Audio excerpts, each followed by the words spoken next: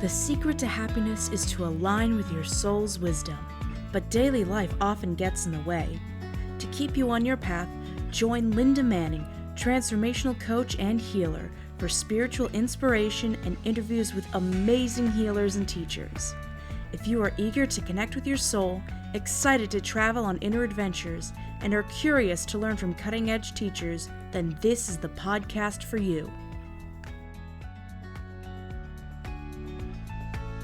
Welcome back, listeners. I'm so glad to have you here, where you get to stay inspired no matter what crazy stuff is going on in your life. Today, I have a guest that I am extremely excited about, someone who has been a mentor to me and to many others. Her name is Gedina. She is a singer, a songwriter, and this is something we've never had on the show, a self-proclaimed mermaid. So this is the Mermaid Hour, folks. Gedina is a new hybrid of artistpreneur. Can't even say it right, but artistpreneur. And she's determined to shake up the music industry. She's an incredible singer, an amazing person, and I am so excited to learn more about her and to share her gifts with all of you. So welcome, Gedina. Thank you for having me, Linda. I'm so excited to be here. Yay. So Gedina, you started your own label recently, I think. I don't know if that's what you call it. Fourth Door Records. Is that a label? Is that what you call it? Yeah, I refer to it as a label startup because the intricacies of what we do is it's absolutely different than what is standard in the music industry. So there's a lot of different facets that we cover that aren't necessarily covered in a typical record label. I'm gonna have to dive into this a little more. Before we get into those details, though, I want to go back into your history a little bit. And Gedina as a child, and I'm guessing you've probably always been into music, but I don't know. So what are your first memories of the music world? So I remember being in my crib, listening to classical music, going to sleep. I have a photographic memory. So I remember way back. And then Disney put out The Little Mermaid in 1989 and my world was forever changed. So mermaids and music became one. I think I was, a fan from the moment I saw it. I think I actually saw it in the theaters with my dad. But music has always been my safe place, my access to joy, the way in which I emote and connect. I oftentimes feel like wherever I'm going, there's a soundtrack happening, and I'm the only person that can hear it. So music is my best friend and soulmate. It is me, and it is also the other half of me, and it's what makes me salivate like Sour Patch Kids would make your mouth want them. Music does that for me. When I see a new album from an artist I love, I have that same physical reaction in my body. Must have. Yep.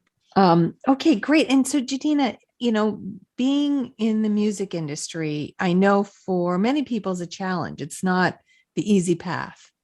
What are some of the challenges that you have experienced in following your dreams? Well, I think there's traditional difficulties and breakdowns that most artists face, not having access, not being born into it, not maybe having the talent, not having access to resources to supporting the talent. For me, my specific journey looks like, I would say, growing up in a small town, not having access to music industry professionals on a major scale. And then I would also say that I'm a fan of music. So being the person that was performing was natural to me. It was very easy to be a performer. Been performing my whole life, but I was just as much a fan as I was a performer. And so I think there is not a breakdown, but a disconnect for me when realizing that I needed to be who I am in order to create the music that would touch and change the lives of people all around the world. And it took me a long time, a really long time, to actually authentically identify who I am as an artist. So because I loved Christina Aguilera so much, I wanted to sing the way she sang. Because I loved B.B. King and Aretha Franklin so much, I wanted to sing it the way that they sang.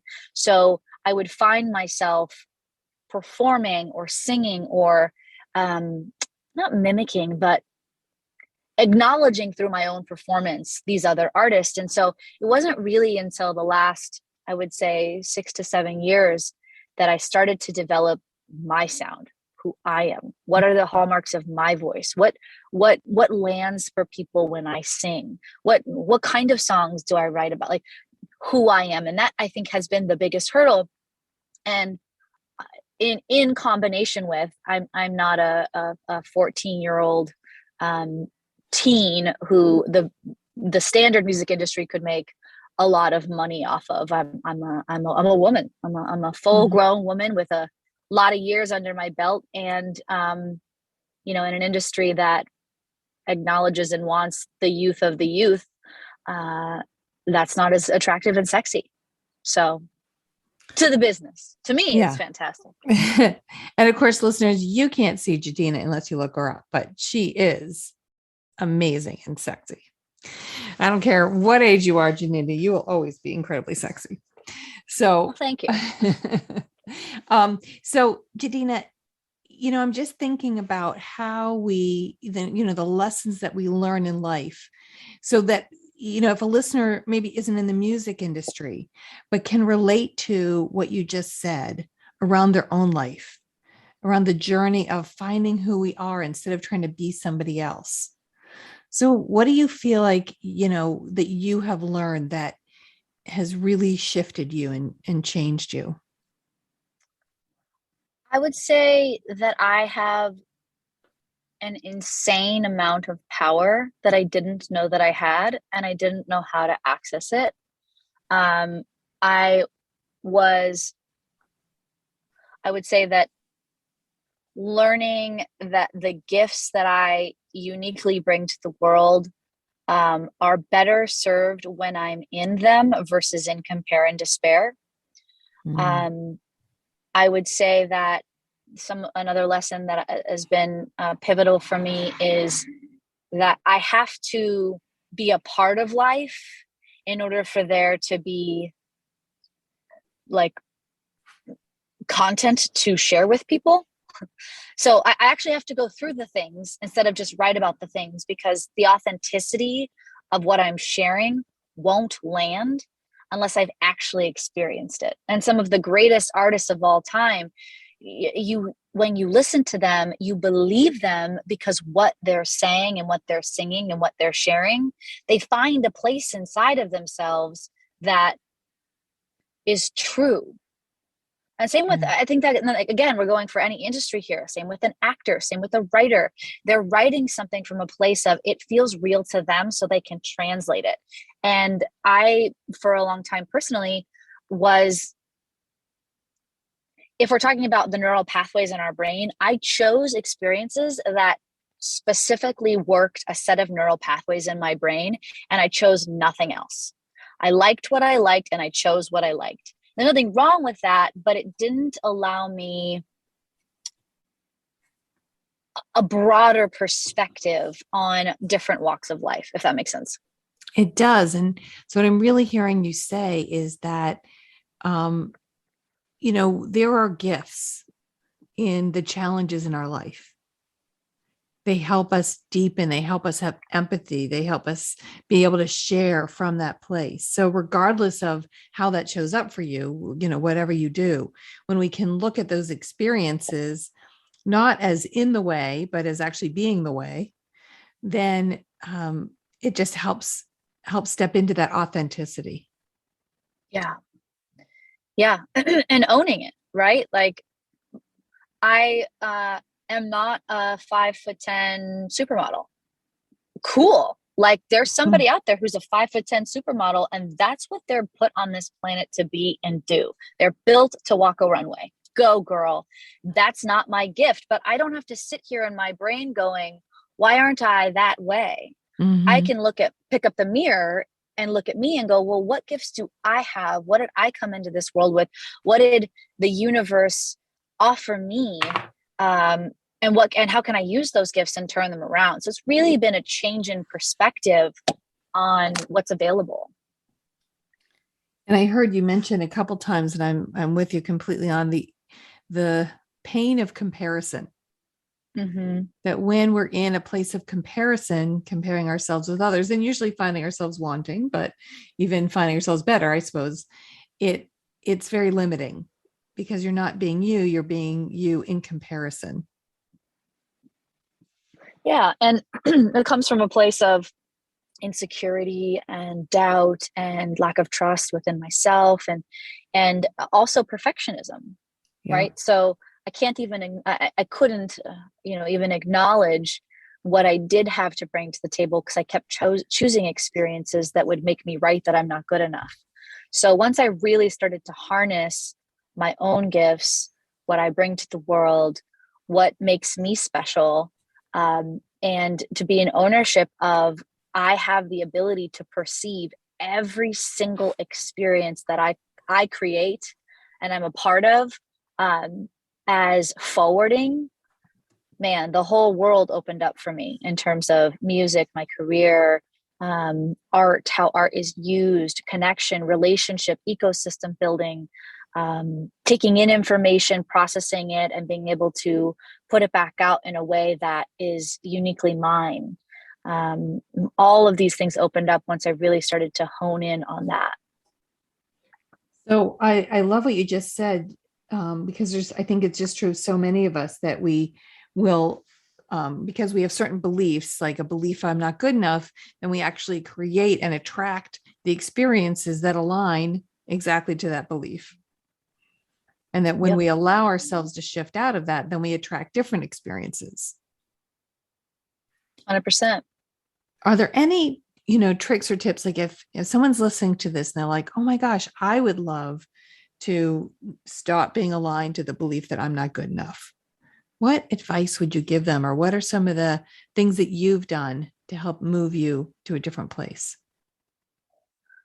I recall a time or place where I experienced the feeling that I wanted to feel and I wasn't feeling. So, for example, if I was feeling sad or depressed, or I had a moment of breakdown and I really didn't want to sit there, I would recall a time or place where I was experiencing joy or calm or content or peace or laughter or humor.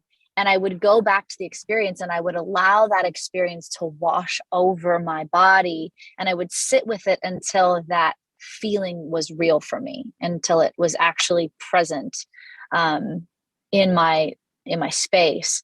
And that's not always that easy. Some days we're going to have tough days. Some days feelings are going to take over. Some days, it's not a perfect science, but that definitely is a tip that I have participated in, and it does support me. Yes, that really reminds me of a practice that I try and do, which is to think about what do I want my day to be like? Like today, actually, I did this and I said, I've got a lot going on today and I want to be fully present in each aspect of the day so that I'm not multitasking. I'm really in the moment that I'm in. And I made that commitment this morning, and it's come up a couple of times where I was like tempted to multitask. I'm like, no, my commitment's to be present. And so I think when we decide how we want to feel and align ourselves to that, regardless of circumstances, that is one of the most powerful ways to actually create the life that we want to live. 100%. And it's available in every new moment. So I may have a 5-minute,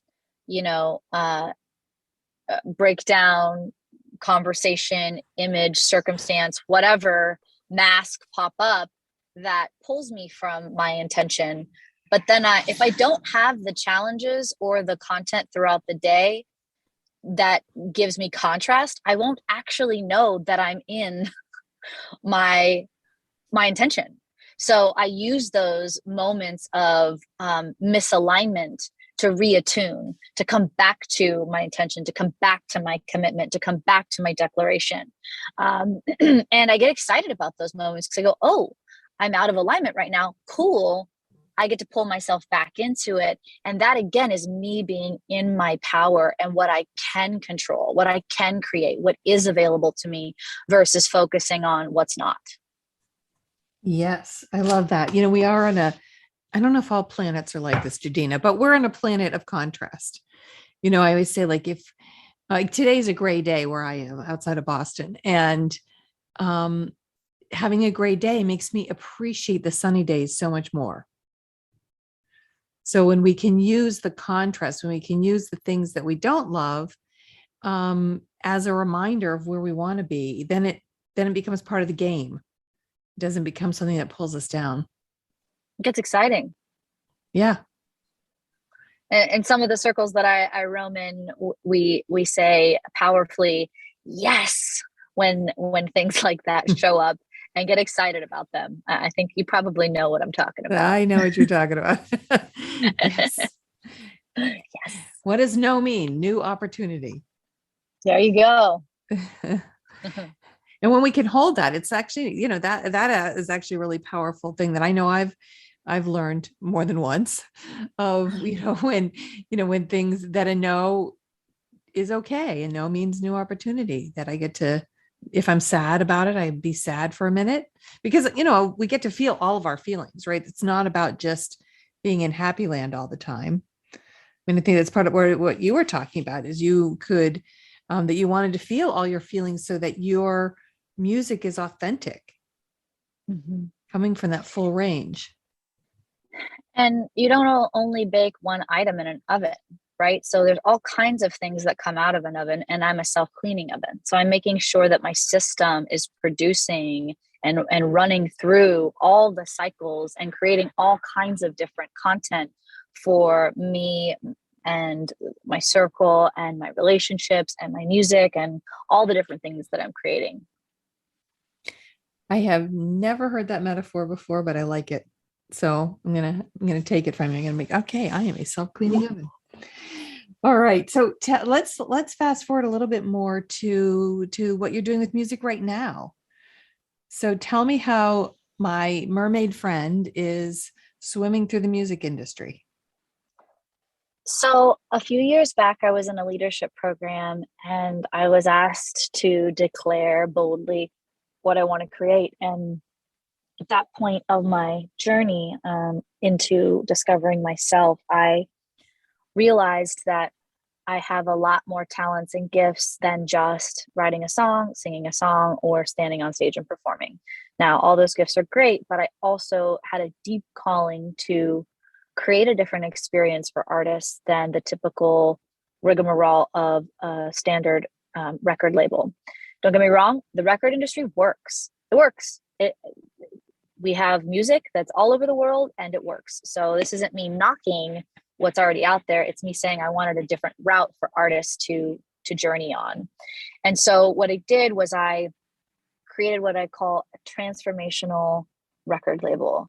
And what that means is that the artists in which we work with have a deeper calling to be of service to the world through different mediums, including but not limited to music, art, dance, community involvement, service, tech, all these different ways, products, all these different ways in which artists who are not singularly focused could have a space where they could be the CEO of their lives. Oftentimes, I've heard throughout the music industry is that you have a team of business individuals who will tell you what works and what doesn't work from a place of let's make money off of this. And I believe that an artist in their own right, when supported, will tell you what art is going to land and are not limited to just making music. So I created a business model to support that and to have artists be the CEOs of their lives and to be able to have ownership in their business. A lot of times in the music industry, these contracts that artists get held up into have them being, for example, one of the analogies is, let's say you buy a house, the loan gives you a bank to buy the house, you pay the loan back, and then you own the house. That's the typical scenario. In the music industry, it works like the bank loans you the money, you pay the bank back, and then the bank owns the house. So the homeowner gets, very, very short end of the stick. And that's typically what a record contract looks like. So my intention is that the artist owns what they're creating and is in the driver's seat, essentially saying, okay, this is who I want to invest in my company. This is who I want to invest in my company. This is who I want to have ownership here. And they're really being in the driver's seat. And not a lot of artists want to do that. I'll be honest with you. They want to have people telling them what to do, how to be, how to show up. They just want to sing. They just want to dance. But for me, there was so many people in my circle that wanted to do so much more and had such big ideas that I wanted to create that platform for them, starting with my own music. Now, I'd never created a startup before. I'd always been in business with somebody or working for somebody. So this was my first venture into creating my own platform. And it's been a journey. We put out a couple of different singles, created different campaigns, and we're still looking to create and generate a proof of concept for this idea. We're very close. And we're about to engage in our next level, which is currently we're music supervising an indie feature film called Replica. So our services are vast and wide. And for me, I'm about to release my record. And I'm also working on this film. So there's a lot of different things coming together at once in this space of creation. So it sounds like an artist who would want to work with you is somebody who, really sees art as a form of transformation of the world and is willing to do the work with the benefits to come, right? But do the work to be in charge of their music or their art of themselves. Yeah. And even on a deeper level, if you listen to the music that's coming from the artists, what you're going to hear is a level of personal responsibility. These songs are intended to cause and shift the listener to be their best self, process their emotions, break through their stories. The music itself is transformational. So it falls into a category of, I can wake up in the morning, write a gratitude list, meditate, have breakfast, go for a walk, get in my car, and instead of putting on the radio or an artist that may not know what I'm up to, I can put on an artist who will support me in following my own dreams. And that's the intention with the music and the products, is that we're causing and creating leaders out there in the world who aren't just followers or listeners, but they're being invited into their best self, which is why I loved that question at the top of this around how do we take this musical journey and translate it into tips and tricks and lessons that can be applied to people everywhere. Right. Yeah. Okay, great. And so, tell me a little bit. So you have a new album coming out. So tell me a little bit about that and what inspired you and maybe about a song or two. Sure.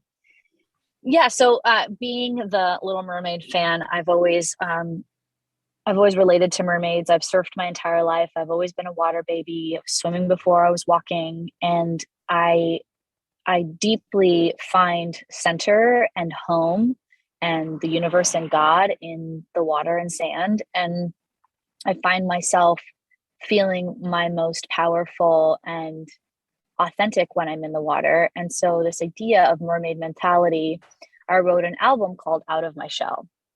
And we've heard it many, many times. Oh, you're coming out of your shell. You're coming out of your shell. like a hermit crab coming out of its shell. The intention of this with this album is just the same. It's a journey of being in total and complete breakdown within myself, so self-obsessed, so self-centered, in my stories and my, in my trauma, codependency, abandonment. I mean, just, I couldn't see an inch past my face, to going inward, doing the work, allowing myself to be vulnerable, allowing myself to be seen, declaring a vision, that vision being something bigger than myself, owning it, taking steps towards it happening, finding a partner who believed in what I was doing and I could actually co-create alongside of.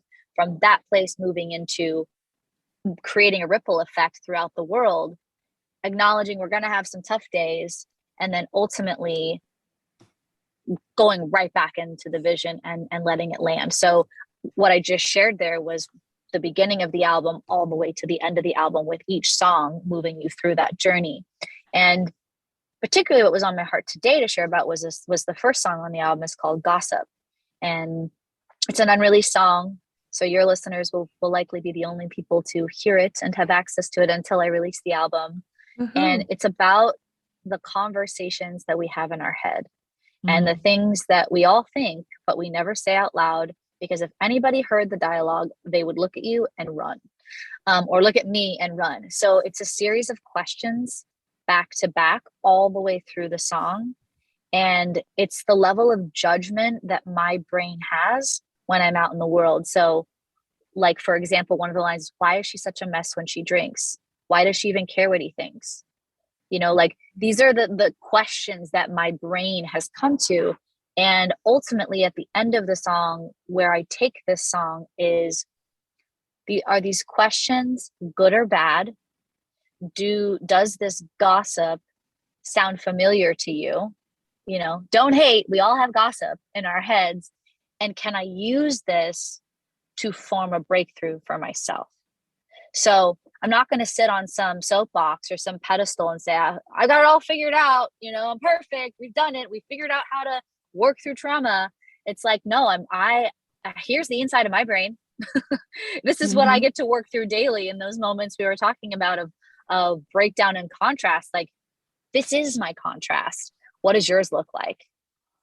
Can we laughingly and lovingly high five at that? Our internal dialogue, our ego's dialogue is fucking crazy. Well, for everybody. And it's so true. And I've often said, like, if we treated other people the way that we treat ourselves, we would never want to be friends with that, because we're so often so hard on ourselves and, so judgmental.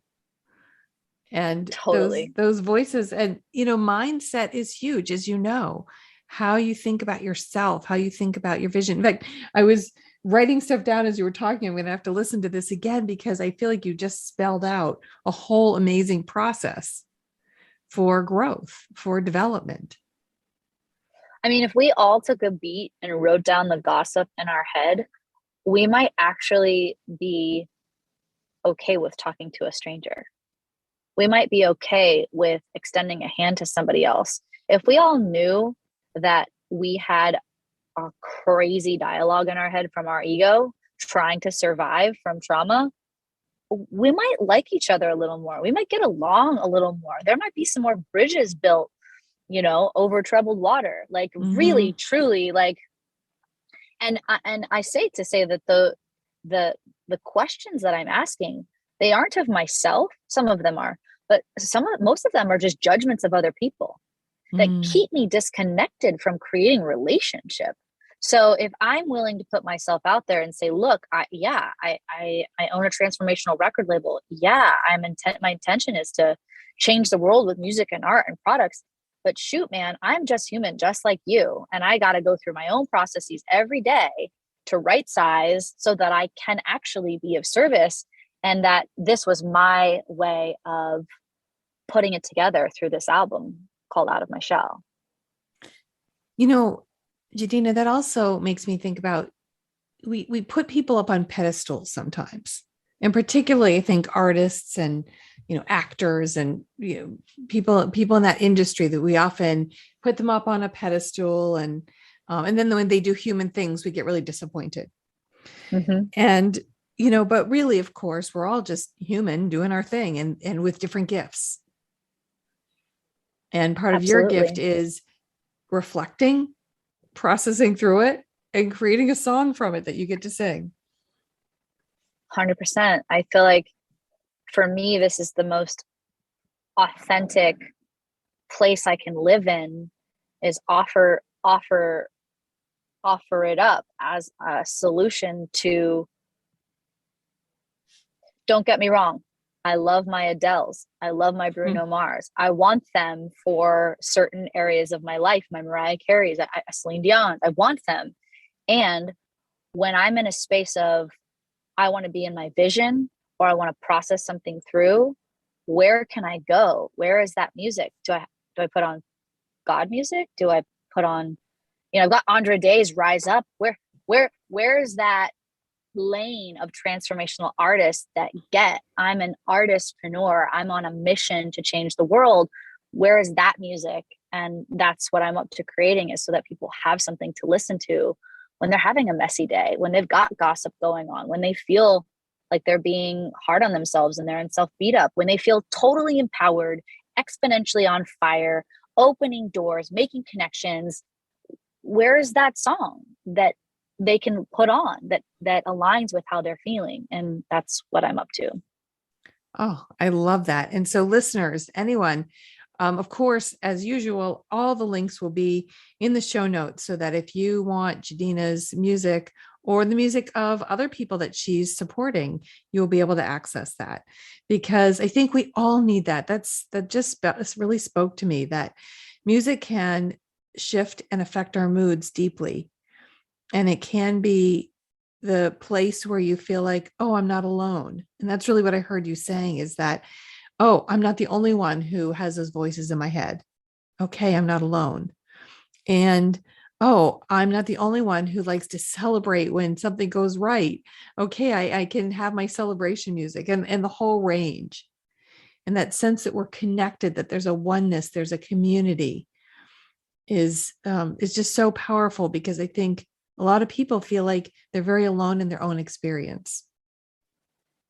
That's exactly what happened for me. When I started my journey of transformation, I felt alone. And if music is my thing, I could put on Bernie Brown and feel totally connected to the universe. I could put on a Marianne Williamson meditation and feel totally connected. I could go to a yoga class, feel totally connected to people, physical touch. But when I went to listen to music, I tried to create a playlist, and I was like, this is guessing at what I'm trying to be here. Where are these songs that understand me in this part of my journey? And I couldn't find them. I had to settle for different types of music that hinted at what I was feeling and experiencing. And I knew so many other people that felt the exact same way. So yeah, we're not alone. And this is another way for us to remind ourselves that we're not.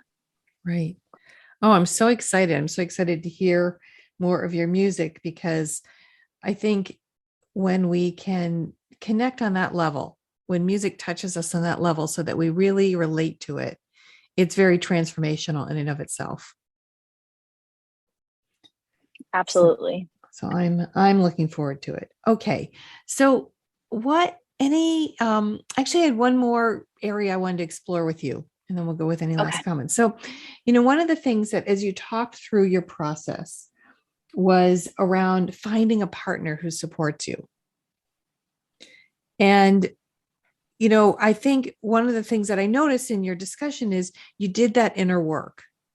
You did the work within, really coming to terms with who you really are. And then from that place, met someone who then could mirror back and support you.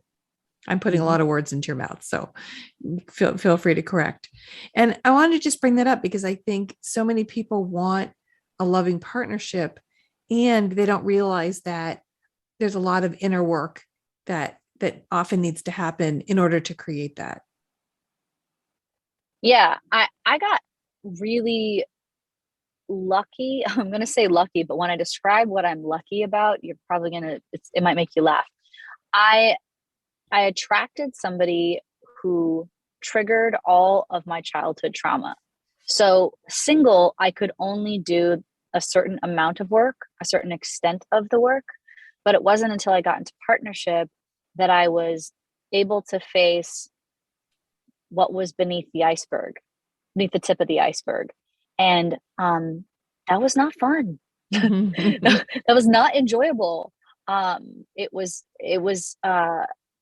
can look back now and appreciate it. I can be grateful for it.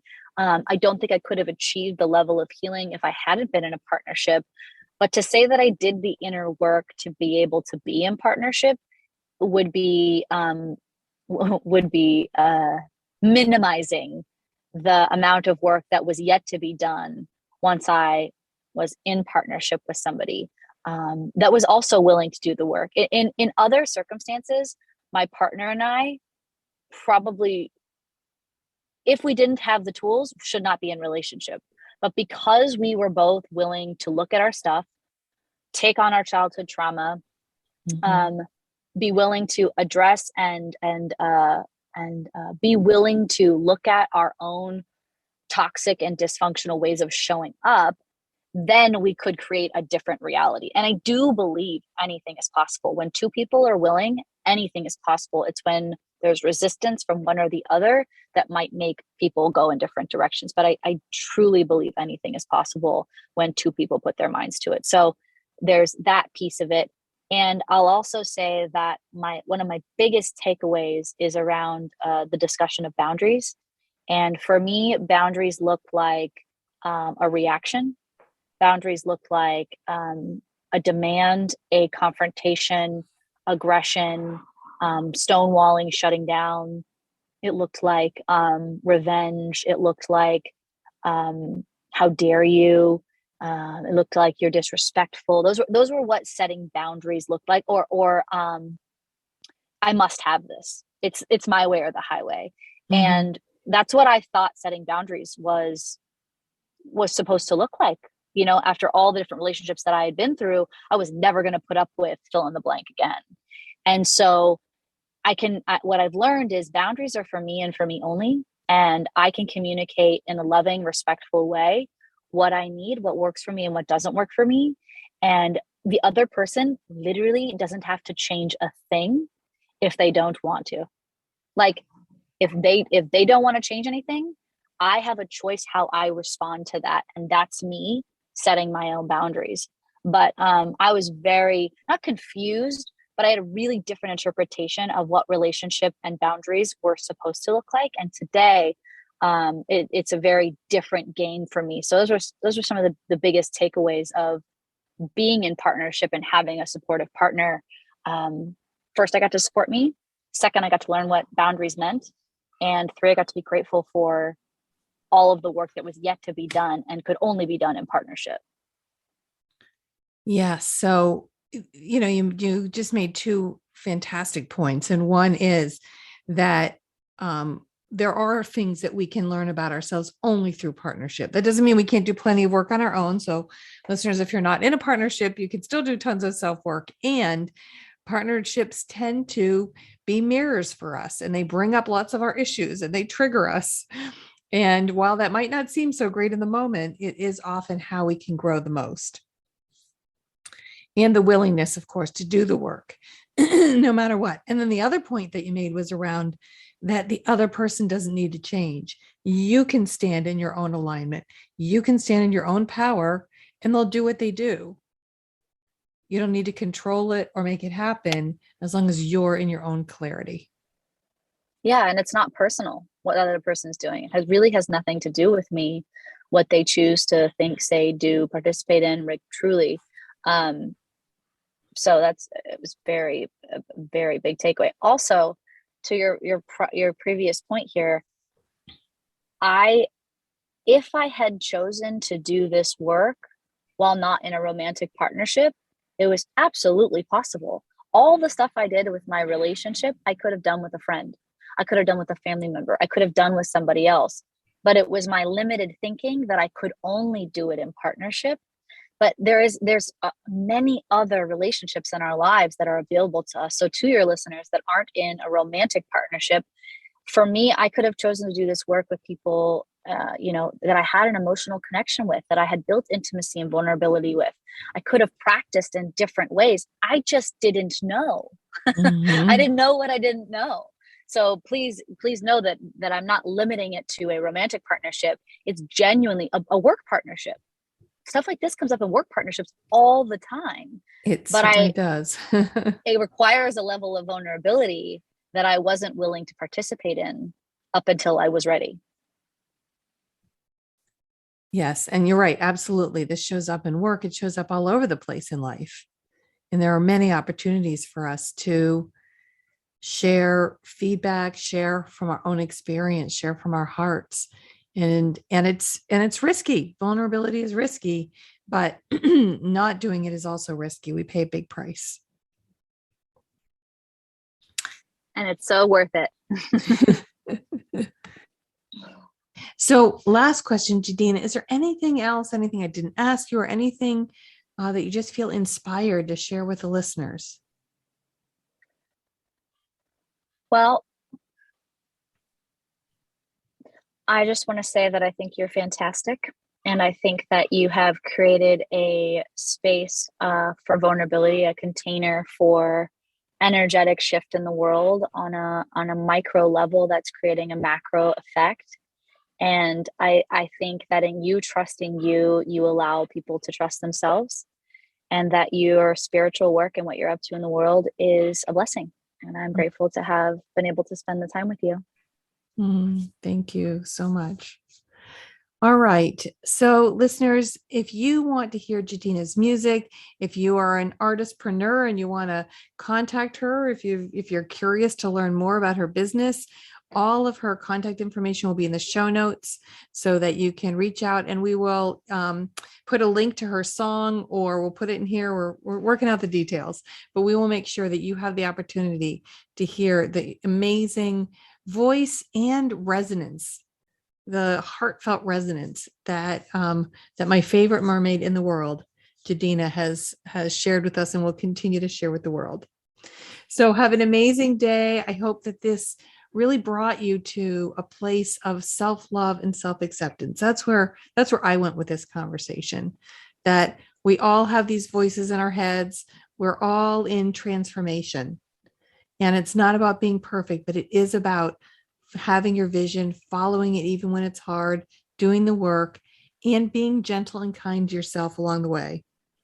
So thank you so much. Be sure to subscribe if you haven't. Subscribe to Gedina, subscribe to me, and we will continue to inspire you no matter what's going on in your life. Thank you, Linda. Much love to you. Thanks, everybody. Thanks so much for listening. Be sure to leave a review and share this podcast. To learn more or to book a personal session with Linda, go to innerclarity.biz or click the link in the show notes. And may you always trust your wisdom. And now, here is a short clip from one of Gedina's newest songs, Gossip. Enjoy!